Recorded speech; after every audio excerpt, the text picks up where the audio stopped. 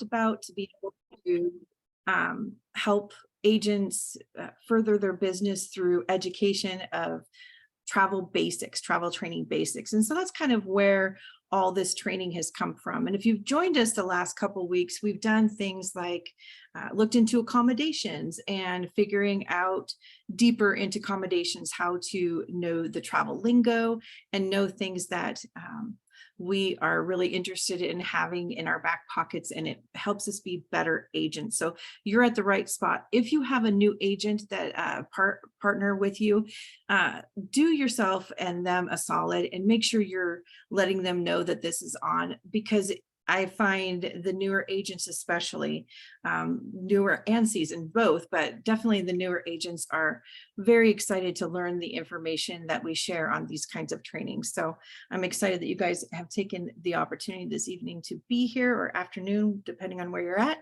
And I will, with that being said, I will get started. We're going to be having folks probably still pile in, you know, it's a lazy Saturday for some folks. So thanks again for coming. Hold on one second. I'm going to go ahead and stop my video because I tend to be a little animated and I don't want to distract.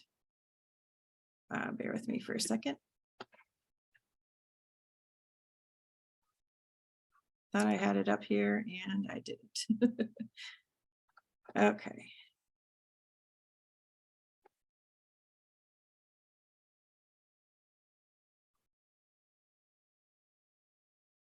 Sorry, my share screen wasn't working. Can you see that now? Yes. Perfect. Thank you so much. So I do ask for a lot of participation in your chat box. If you could go ahead and make sure your chat box is open and you're ready to rock and roll.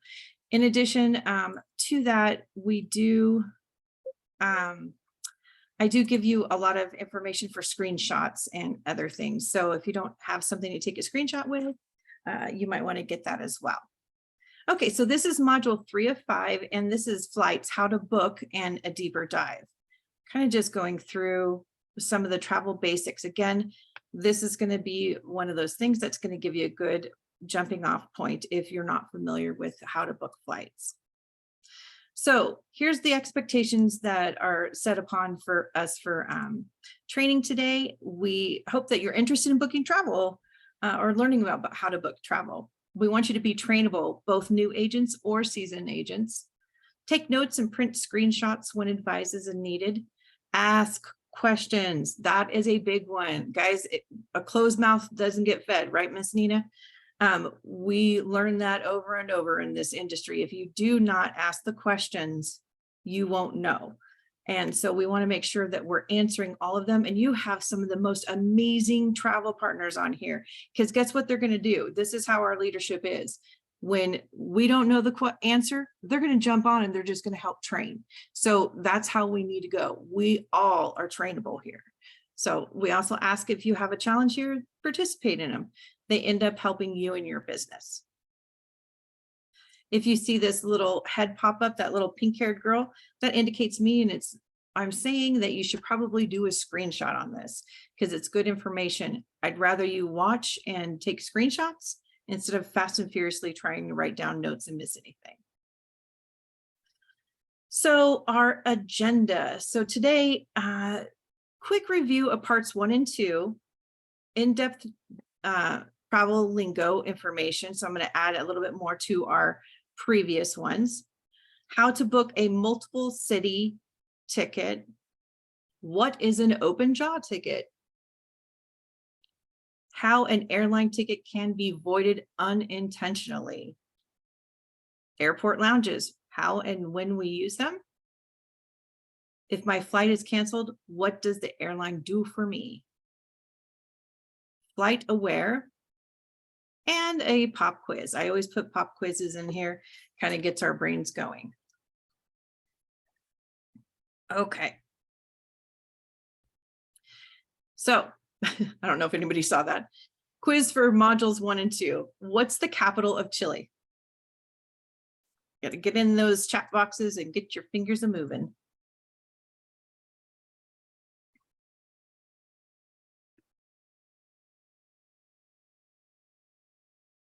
I won't know if you use Google, FYI.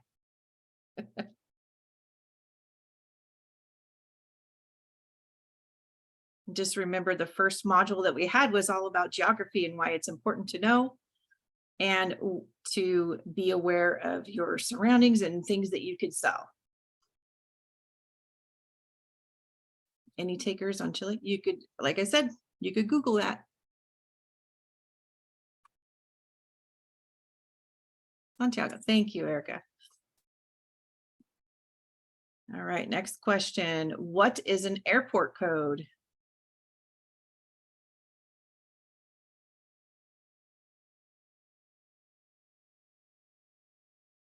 It's part of the lingos and information that we started with. If you haven't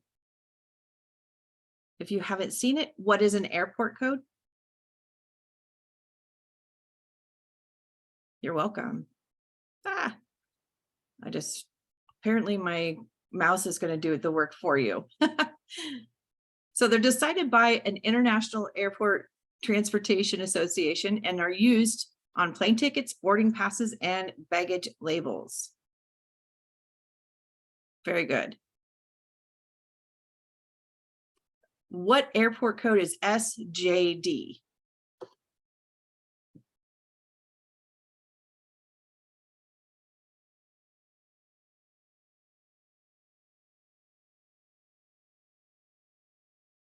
And I know Miss Nina's laughing at that one.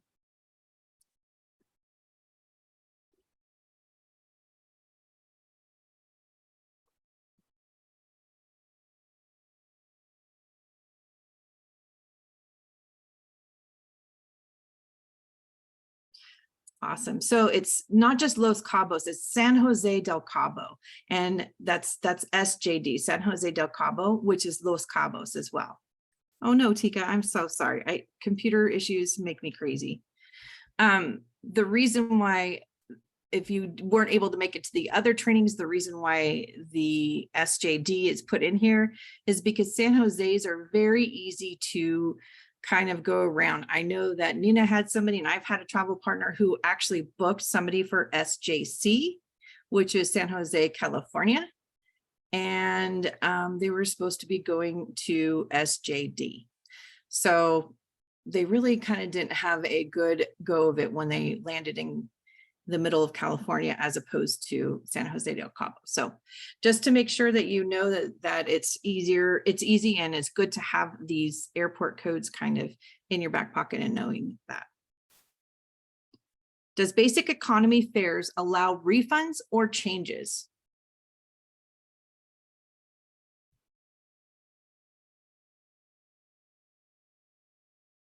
No.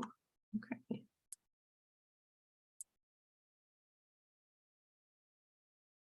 That's right. In general, they do not allow any changes or refunds.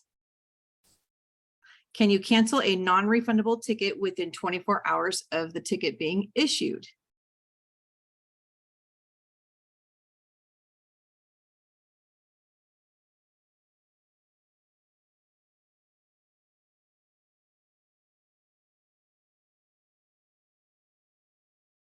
Thanks, Tika.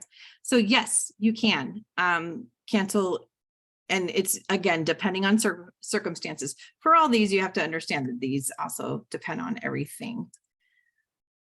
What does ROH stand for when booking a hotel room? So the second module we went over hotels in depth. Rent a house, awesome. Rent a house, a basic room type with no guarantee specific amenities. What is a full service hotel?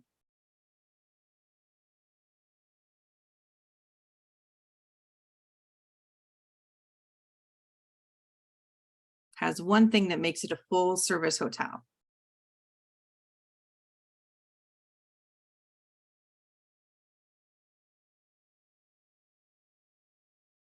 That's a great answer because it's the hotel with the restaurant facilities, specifically restaurant facilities. If they have a gym and everything, but no restaurant on site, it's actually not considered a full service hotel. Interesting enough, but you don't have to have a gym in order to be considered one. One of those things, right? What's a bar rate or a BAR?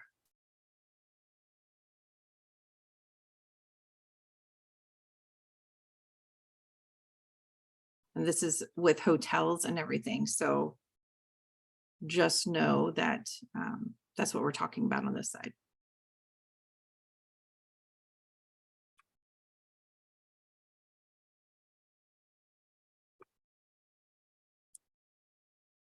Best available rate. That's right. Thank you very much. Best available rate or the published rate for a hotel room prior to a discount. If you look on the back of the door, usually, or something that has like the exit for safely here, that's usually where they put the bar rates on there. And so you'll see that bar rate. What is a negotiated rate?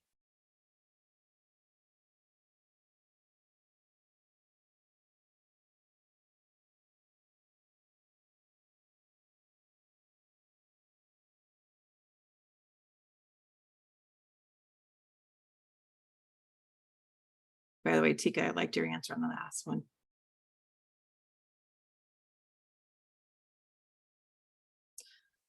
That is a great guess on that. I love that. Discounted rate offered to a company based on the volume of business you agree to provide the selected vendor. So groups are included in that. Also companies, anytime that we go to the convention or family reunion, we have a a negotiated rate. And how are hotel ratings established? And I encourage you to watch this, the last training that we had, because it will tell you how the hotel ratings are established. And it's one of the most eye-opening things when you're looking at properties. Based on customer surveys, that's a great guess. And sometimes that is true. So there's no straightforward answer. Location services, all good things to put in there for sure, Tika. There's no straightforward answer to defining each star rating. The US and other countries use different, they're completely different approaches to assigning stars. Each individual's rating system has a different definition of quality. And in that last training, I do give you all of that information of who does what and why. So it ends up going through that a lot.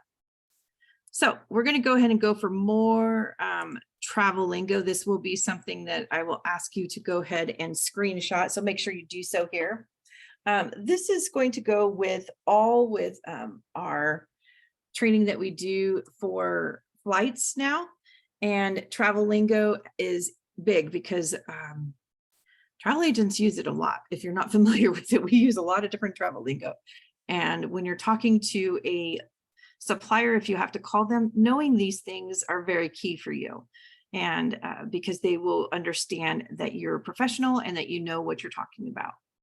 So we're going to go through and just kind of read through them real quick.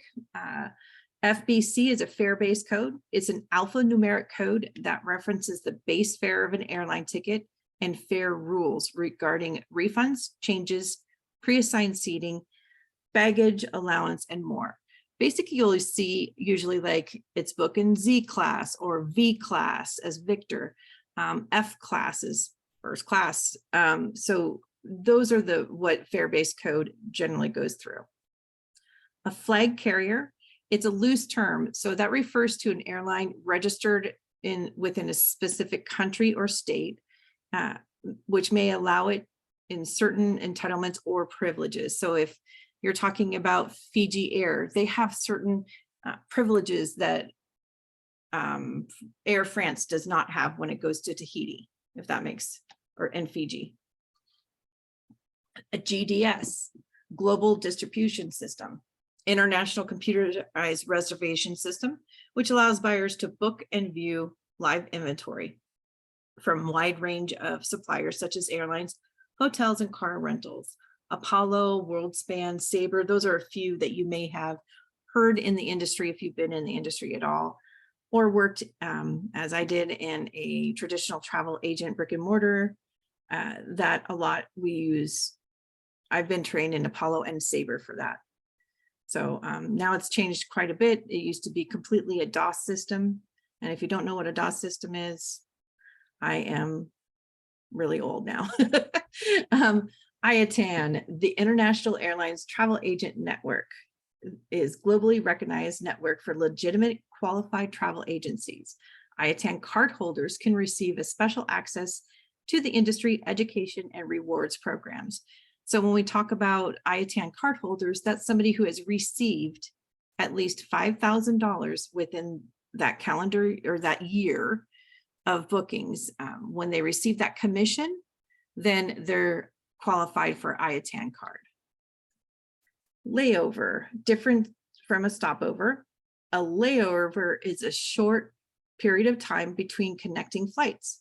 On domestic flights, this refers to stops of 4 hours or less.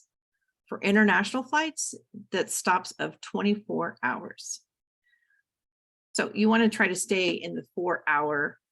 We're going to talk about MCT in just a second, but layover is important to know what is required to be a layover or a stop without change of plane. Maximum stay, the longest period of time a traveler can stay in a given destination and still qualify for a promotion or discounted fare. The best example of that one, I believe, will be Southwest Airlines. They have a couple of very discounted airfare bases, and when you're booking those, you could only go for like 14 days to 3 weeks on some of them, on the real low ones. They have different programs, so when you try to book them and they try to go to later, it will increase the price into a different pricing for you. The fare base code changes, in other words. MCT, this is a big one to really keep your eyes and ears out when you're booking. And I will tell you that it is a hard thing to do if you're just trying to go through and find a price. So make sure you're pausing if you have connection times, because it's very important. MCT is a minimum connection time. It's given minimum amount of time deemed sufficiently by airlines and airport authorities for traveler to make a connection between an arriving and departing flight. If a connection time is less than the MCT, it is considered an illegal connection. I'm going to pause right there for a second. What that is really saying, reading between those lines, means the airline has many MCTs that are illegal. And I know that doesn't make sense, and it really doesn't, but you need to make sure that you're doing the right thing for your client. If there's an MCT that is not within the amount of time that you should have. Now, what does that look like? Well, depends on when you're going somewhere and where you're going to. If I'm sending a client from here to Europe and I connect in Charlotte, which happens to be one of the hubs that we connect to a lot, or into JFK. JFK during, and let's say it's like January or February, JFK gets snow and ice. JFK is also well known to be one of the biggest airports that you can have a cancellation or delays at. So I don't want to put them over in an hour MCT. That minimum connection time legally is an hour. I want to put them in probably 2 hours, if not more, because of the delays and other things that happen going to connecting through that destination. So you have to be very aware of what you're doing and making sure that you're not putting them in a position of having to run from one side of the airport to the next. I don't know if y'all have done this, but yeah, it's not fun if you get put into one side and go to the next. So an agent may be able, let's go back. An agent may be able to force an illegal connection in the GDS, but airlines are not required to re-protect the connection if it's missed. So although they can do it to us sometimes, you may be able to force it, or even your tour operator may be showing it. Does not mean it's the best thing. So just make sure that you're really looking at that MCT. Net fare is also referred to as a consolidator fare or a private fare. If you use any of the like Centrav or anything like that, you get really used to that lingo right there, private fare, consolidator fare. This fare is contracted between an airline and a consolidator and sold to retail travel agents. Nonstop flight, a flight with no stops en route to a passenger's final destination. Multiple city flight, an itinerary that doesn't follow typical there and back pattern.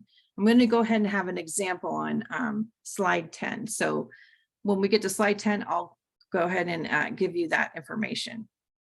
A no-show. The airlines will mark a ticket no-show if the passenger does not show up for a flight.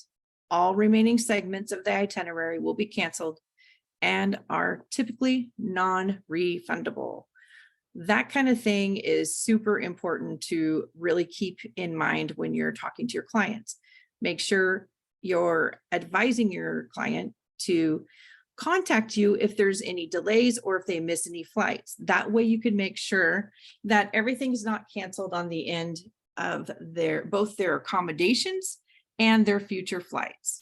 Make sure that you do that. If you give them that information and make sure they know that that's important to do, that a lot of times is the best way to do so. So an open jaw is an itinerary where the passenger flies into one city and out of another. For example, a ticket originating JFK flying to LHR, London Heathrow, and returning MAN to JFK. Doesn't mean that it is two one ways, although it is, but it's called really an open jaw. And what that means is they take two fare base codes that are round trip discounted and they put them into the open jaw. It's basically how it works with the airlines. A PNR, passenger name record. That is a 6-character alphanumeric code used to reference a passenger or group of passengers in reservation system, also called a record locator number or confirmation number. I use the term PNR often, looking for that. So like if you ask them what their PNR is, it happens if you have to talk to the tour operator often. Okay, I'm going to go ahead and move on. Hopefully everybody's got a screenshot of slide 5. So here's some more travel lingo for us. Publish fare. A fare is offered for immediate purchase, available through any vendor. You don't have to have the same fare base code, because I'm sure if you've been on a flight, you could have a seat right next to you that could be completely different price than the seat on the other side. Just means that maybe they purchased their airfare yesterday and they could have purchased it from anywhere, or that they, for you pre-purchased quite a ways in and was able to get a nice discount on that. Proof of affiliation is a document demonstrating travelers' eligibility to fly on a specialized fare, such as student ID for a student fare, or a letter from a nonprofit stating involvement for a humanitarian fare. We use proof of affiliation when I do groups on with churches a lot, when we're sending groups down for doing any kind of work in a different country or wherever they're going. A lot of times we'll have to have their letter from a nonprofit stating what they're doing. Red eye is an overnight or late night flight that typically arrives at one's destination in the morning. Travelers usually choose this when they wish to have an extra sightseeing time at their destination. These flights are often cheaper than flights during prime travel hours. I usually send my folks from the West Coast to the East Coast on a red eye when they get there. You know, a lot of times they'll be able to sleep on the plane. Sometimes it doesn't happen, but it at least gives them that. And be sure that you're really looking when you're booking things to make sure that your hotels are adjusted. So if you book them on the 10th, they get in on the 11th. Even though their travel date starts on the 10th, make sure that their hotel and their car isn't picked up to the 11th. Hope that makes sense. Okay, Reissue. Reissue is the issuance of a brand new ticket number due to a change in date, times, booking class, routing, etc. This may involve a change fee and possibly a charge for that fare difference. If your airline has been doing like the airlines have been doing quite often now, American Airlines did this to my clients going to Punta Cana not too long ago. They canceled their flight. They didn't have enough people to fly the plane, basically is what it was.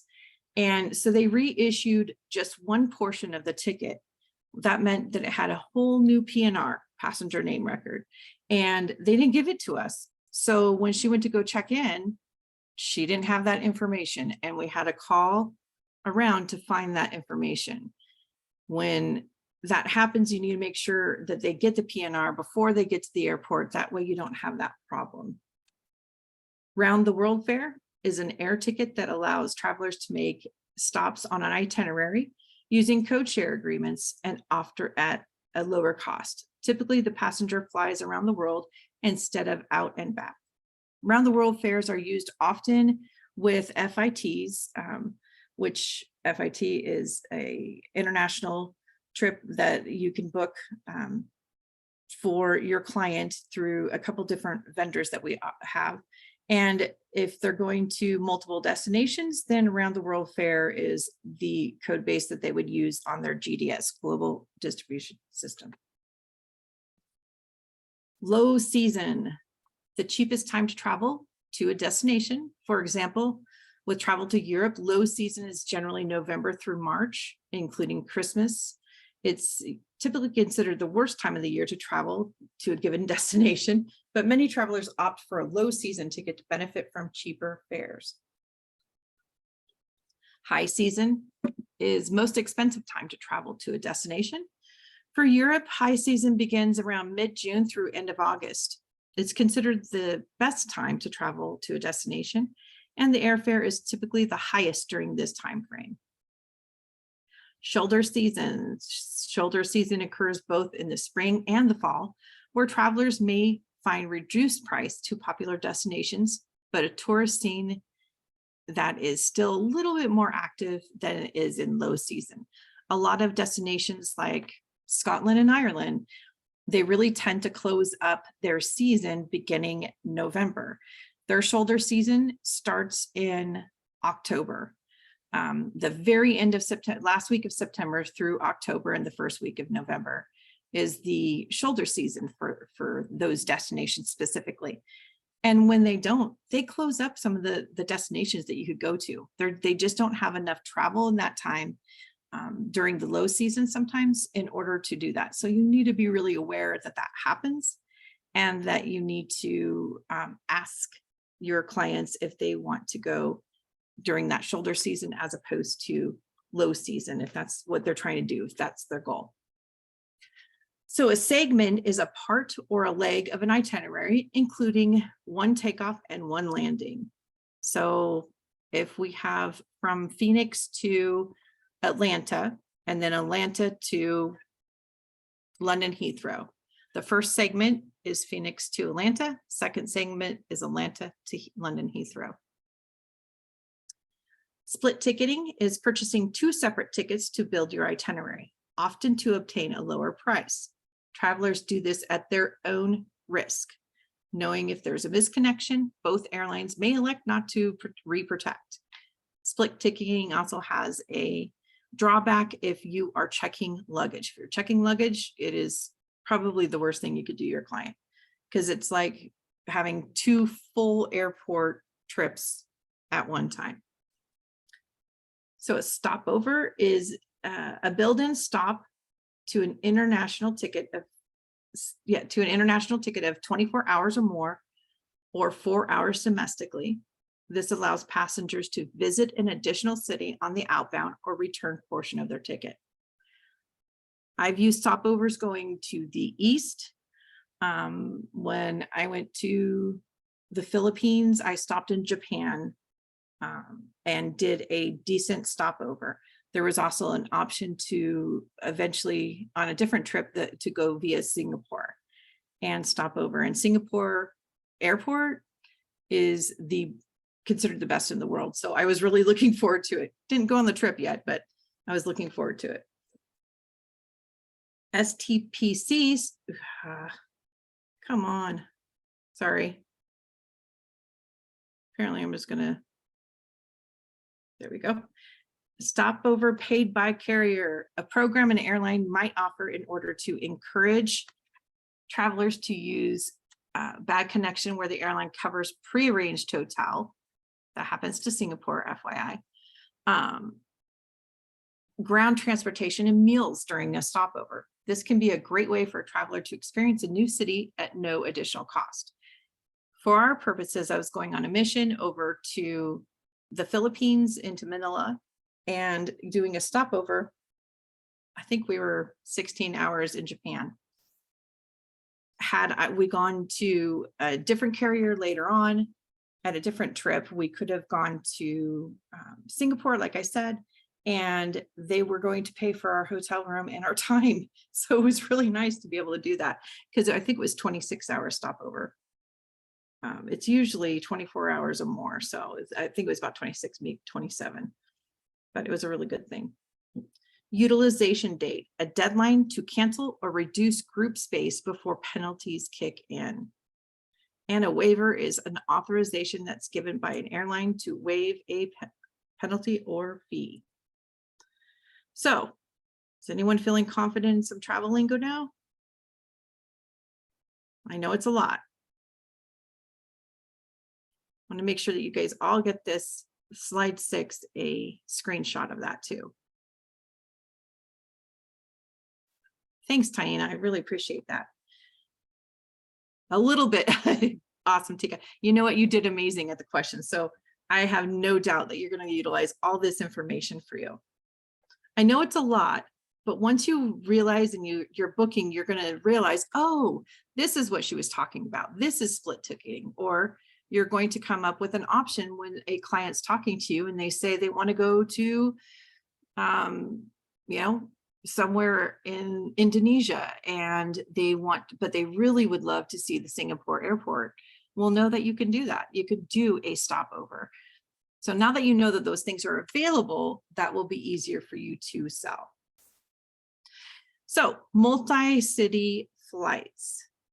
This is going to be the example for you. A multi-city flight is an itinerary that does not follow the typical there and back pattern, but goes from point A to point B to point C, possibly point D, and so on and so forth. A multi-city itinerary can be used to create a layover, visit several cities in one trip, or fly back to a different airport than which you started.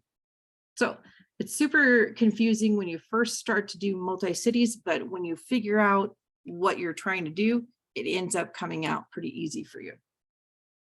So in this example here, we're going to go from Phoenix, Arizona to Chicago O'Hare to Fort Lauderdale and then back to Phoenix.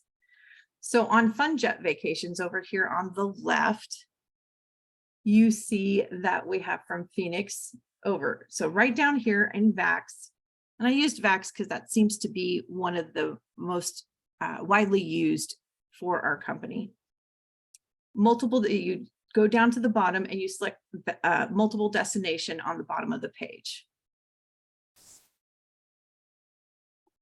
Then Phoenix O'Hare to Chicago, I will need a flight and a hotel, maybe not a rental car, tells you how many nights.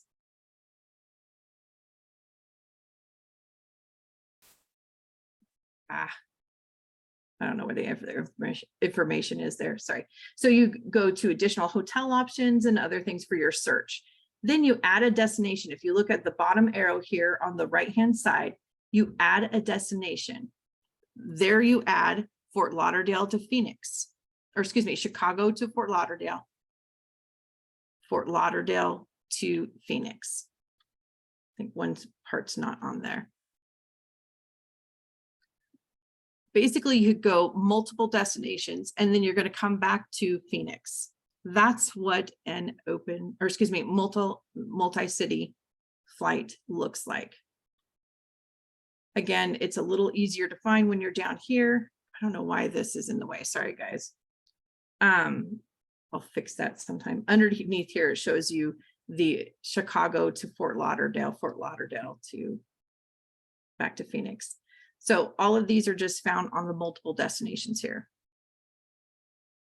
So what is an open jaw ticket? Did you just look up one? I love that. Does that make sense though? Did I go over that enough for you to show you where to find it? It's pretty self-explanatory. You just click around. So we'll go through it at the end too during questions. Just make sure you have.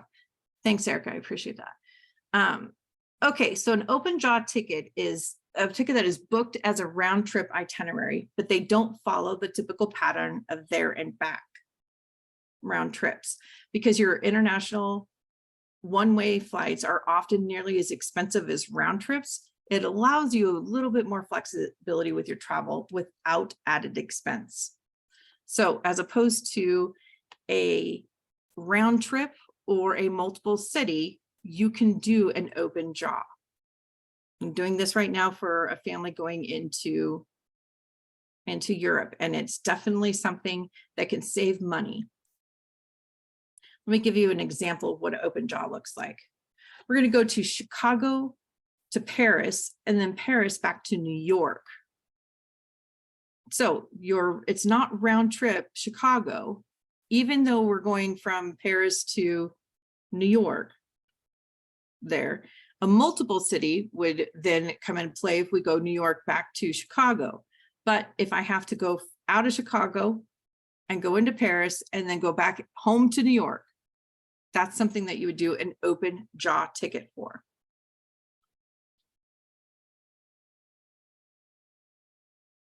How an airline ticket can be avoided unintentionally. This has happened more often than not.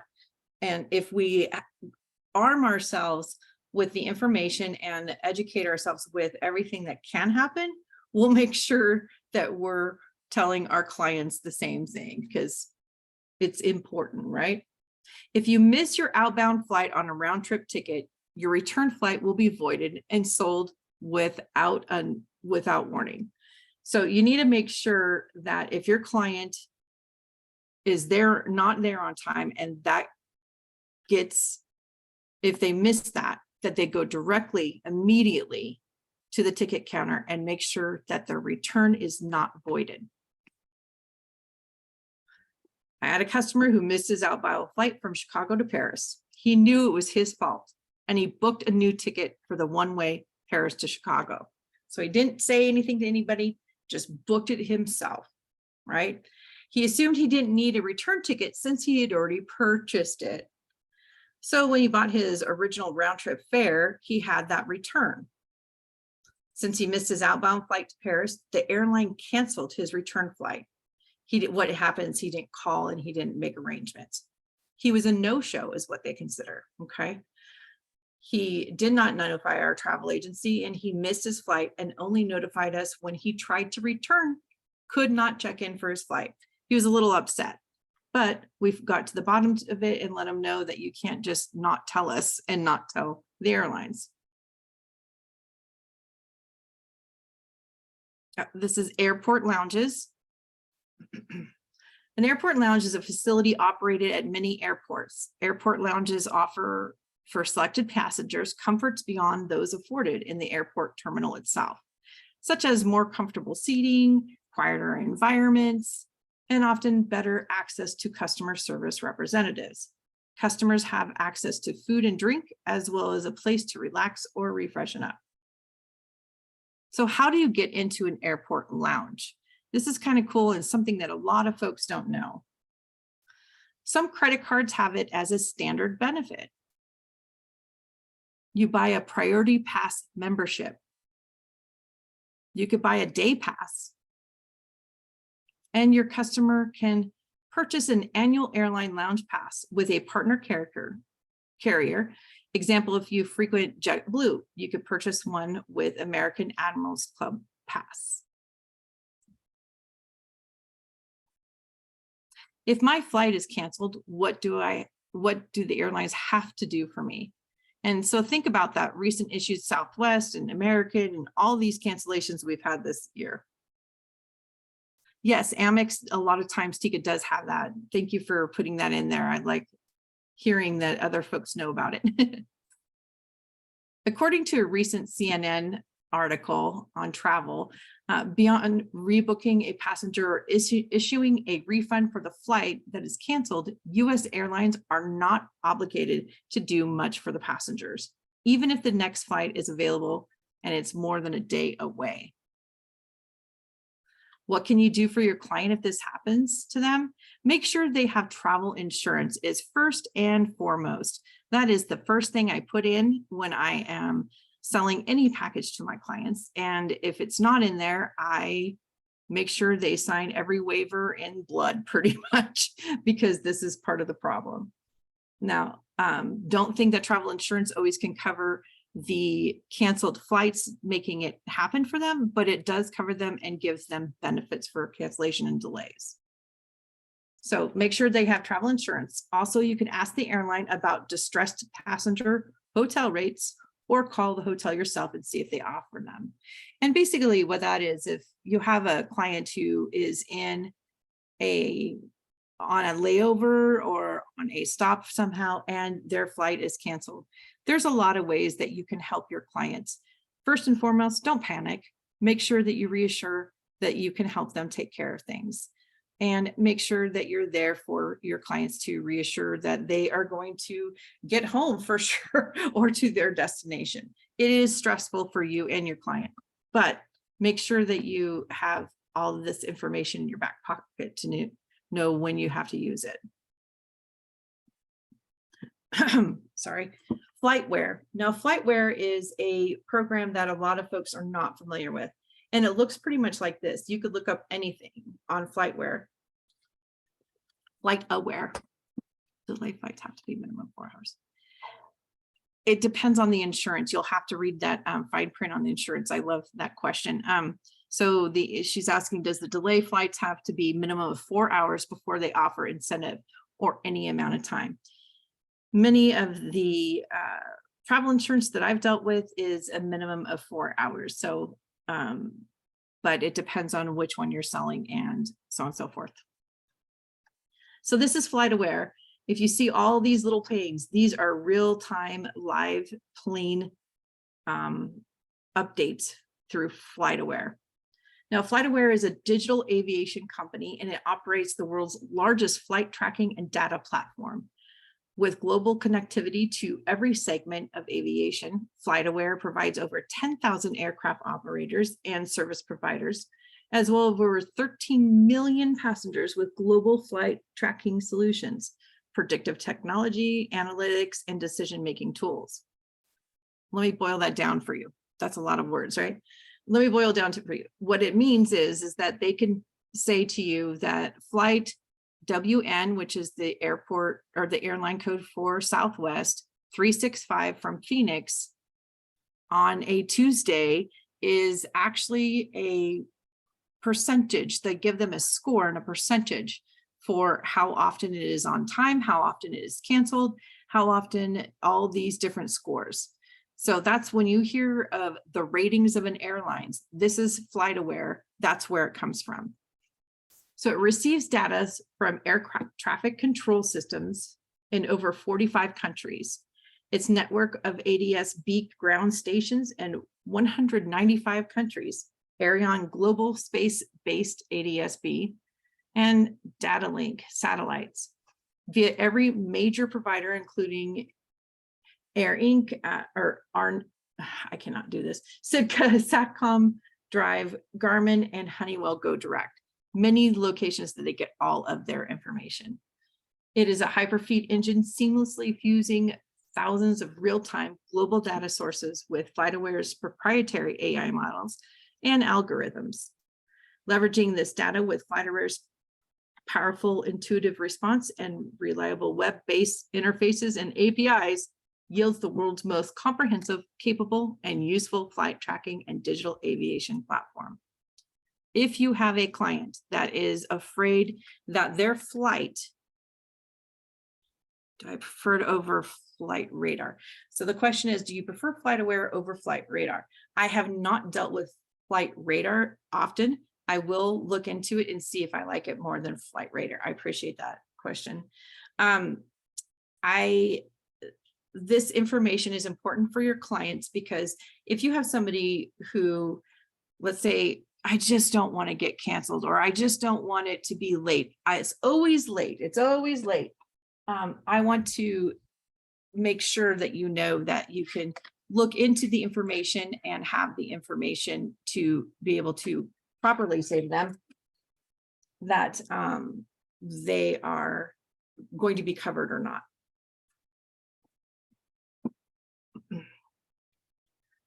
Okay. So we're going to go into our pop quiz. So get your little fingers ready to go. What is a multi-city ticket? This is all going to be about flights.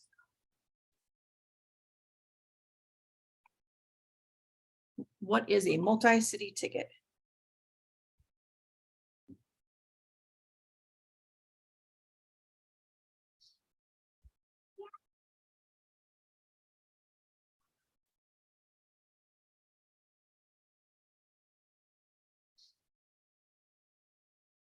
We talked about that a minute ago, where you visit more than one destination.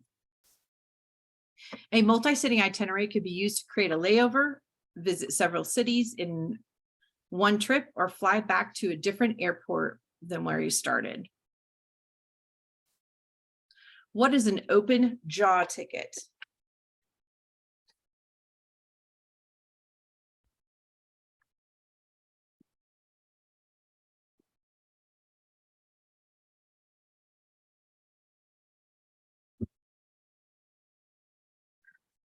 Ticket not returning to the same destination. Awesome.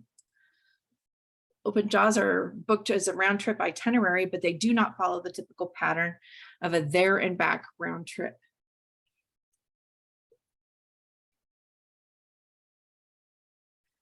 Give me an example of an open jaw ticket.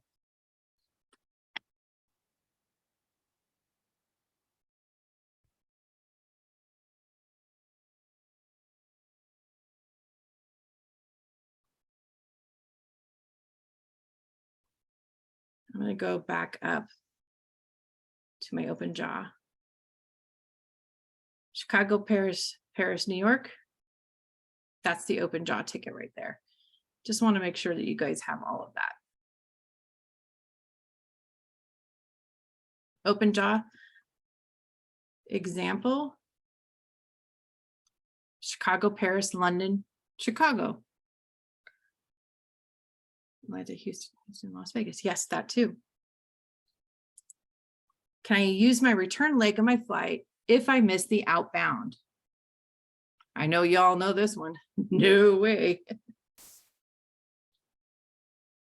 Perfect. Do I have to be a member of an airline lounge to use one?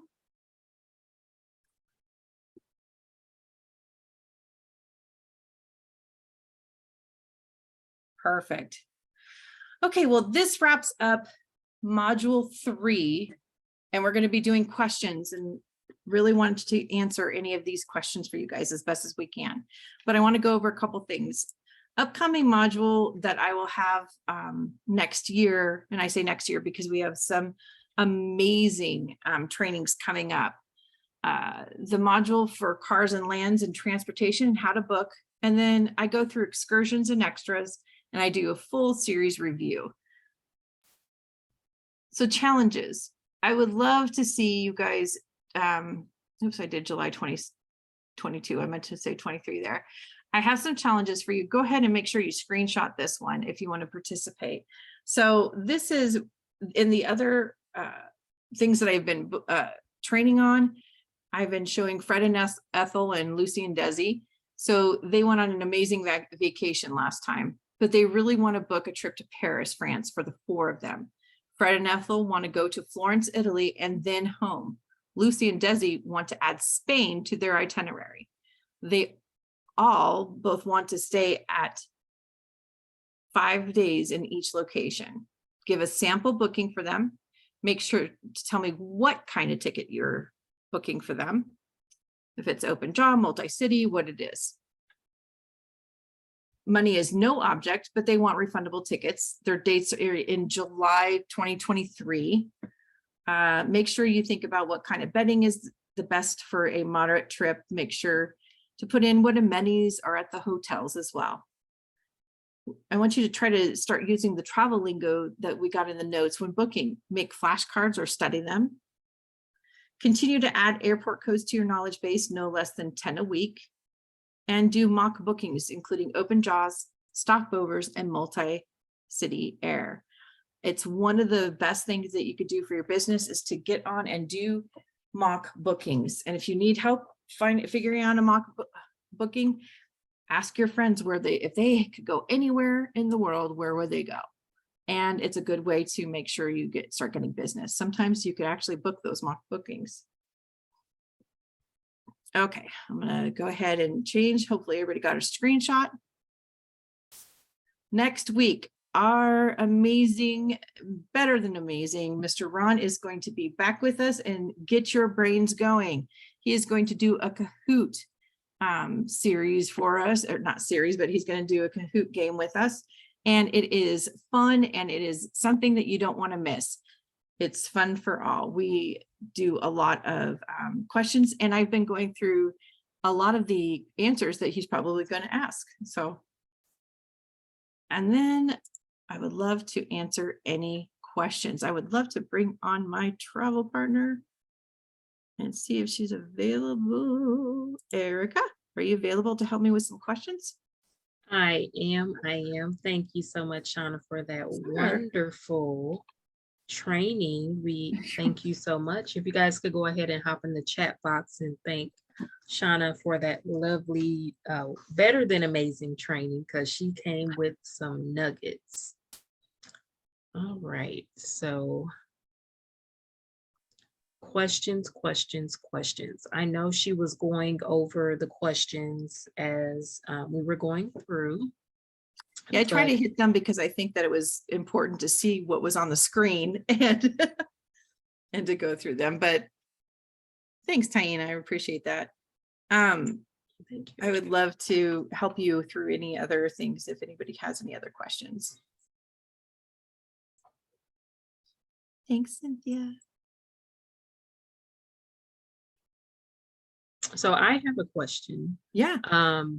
Who would you say who has the best lounge as far as I know the airports have their own typical thing, but as far as the airport lounge itself, who would you say who has the top? American Airlines probably, and British Airways. Okay. I haven't been in all of them, so I don't know everyone for sure. I think that when you go in, and it depends on what, I feel like it depends on what airport you're at. Some of the airports are just, well put together and well maintained, and some of them are a little older and run down. So I do think that American does give a decent amount in there. British Airways, they know what they're doing. But I heard Qantas is amazing. Awesome. What would be feedback on that? What would be some of your favorite amenities in the lounge, or maybe some amenities that your clients have mentioned that are their favorites? Sure. The lounge that I've had some clients in, they just get some snacks. They get a place to rest. They get a place that they can just be a little bit away from the hustle and bustle of the airport. I mean, airports are busy and there's a lot of people there. I know that there's a lot of clients who really liked being in the lounge when COVID was happening, because kind of separated them a little bit from all the other stuff going on. But I think those are a couple of the nice amenities that you get. You get some snacks and some drinks, and you don't have to worry about having so many people there. Does anybody else have any other feedback that they want to do? I do see another question. Sure. When booking for a couple of 4 people, if at the last minute one couple decides not to travel, will the leading couple still be responsible, or is there a way to cancel without the other couple being penalized or losing their reservation? Sure. So on a PNR, the airlines can break off as many people as you need off of that PNR without having to reticket the other family. If you're talking about your land portion, yes, the land portion is going to be the land portion no matter what. If you're paying $1,000 for something and it includes 2 rooms, it doesn't matter to the resort or where you're putting them. Those 2 rooms are going to cost $1,000 no matter what. So if the other couple doesn't go, then yeah, they can definitely be responsible and liable for the rest of the reservation. Penalized for it? No, not in general, only if you're looking at going to a cruise, which a cruise would penalize you if you're going down to 1 person in a cabin, not from 4 to 2. It's funny they asked that question. I had 2 couples last year travel on Southwest vacations. It was booked through Vax, and just one, it wasn't one couple, but it was just one person that wanted to, on the way coming back, didn't want to fly back in with the rest of the group. So Yeah. I ended up having to call the airline, and they considered it a multi-destination ticket for that person. But nobody got penalized. She actually got a credit back. She didn't get money back, but she got credit back because it was actually cheaper going back to where she wanted to go. So it worked out. Yeah, that's one of the things that can happen. You're not going to get penalized. You're just going to be taken out of there. Just know that if they're booking, let's say you're booking it, if your scenario included them, just kind of like what Erica was stating, that's going to cost a whole different amount because they have to reticket. So reticketing something is going to go off of the next fare base code that they have available. So. And I know you mentioned the PNR. PNR. That's funny that you mentioned that, because with that specific booking, initially I didn't get the PNR. As travel agents, we make those mistakes, but I ended up having to call back and wait a whole nother hour and a half just to get it. Because when I went back in and was trying to verify everything, I'm like, well, does it show it, for her stop coming back, because it's separate from the original. And but I called back in, I was able to get it, but they still had to transfer and wait on the airlines to get it. So yeah, yes, it is, Tika. Thank you. PNR, passenger name record. It's something that I have my own agency PNR that I use, and I used to work for a wholesale tour operator, and for Hawaii, Mexico, and Virgin Islands back 29 years ago. Anyways, we used to use our PNRs were the phone number of the client, which really helps. And I actually adopted that into my own agency because it's easier for me to find things and organize that way if I have to pull it up some way besides last name or the phone number, which is really easy to do. Ina has a question. Yes. So with connections to international destinations, do you pick longer connections over 2 hours for the outbound as well? Yes. Especially through London Heathrow. London Heathrow is a whole new monster for people. And so thank you for asking this question. I generally pick over 2 hours. I had a family recently go to Scotland. Second time this year they went to Scotland. And when they were in London, they had a delay. You know why? The day before the Queen died. So did anybody anticipate that? Could I have anticipated that as an agent? Absolutely not. Like, absolutely not. So I definitely believe wholeheartedly in booking over 2 hours. I generally, from London, usually go about 3. And 3 is about my starting area that I go to. I don't know about any other agents that, and if you want to chime in and disagree, that's fine. I'm just saying for me, I usually go about 3. That's usually about the minimum that I'll do on International Connect. because we're not used to their signage. We're not used to all the stuff that they have to go through. I And also they have definitely bad agree to weather. that. What was that? I said I definitely agree with that. Yeah. Um, And weather can be is such a factor. And it could be weather on the other side of the country that affects something going in your regional area. So just know that just because your weather on the West Coast or the East Coast is good, if something's going on, and we see this a lot, and if you remember just recently with all the hurricanes, those hurricanes messed up air travel like nobody's business.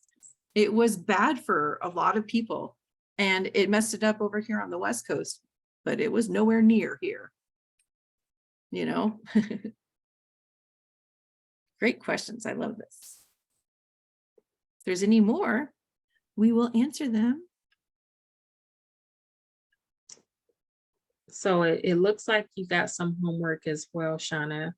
You did say you would try out flight radar, so we hope to hear back Yes. from you on Yes, I that the will. next I will look training. into it.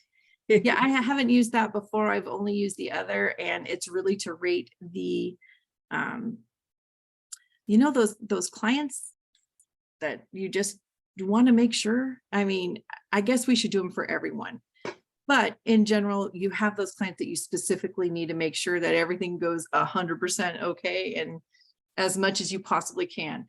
I feel like going to that definitely helps your situation. I always find out the rating. Absolutely. So I don't, oh, wait, Oh, I do. I see another question that just rolled in. Actually two. Do you find more domestic flights have more connections? hmm.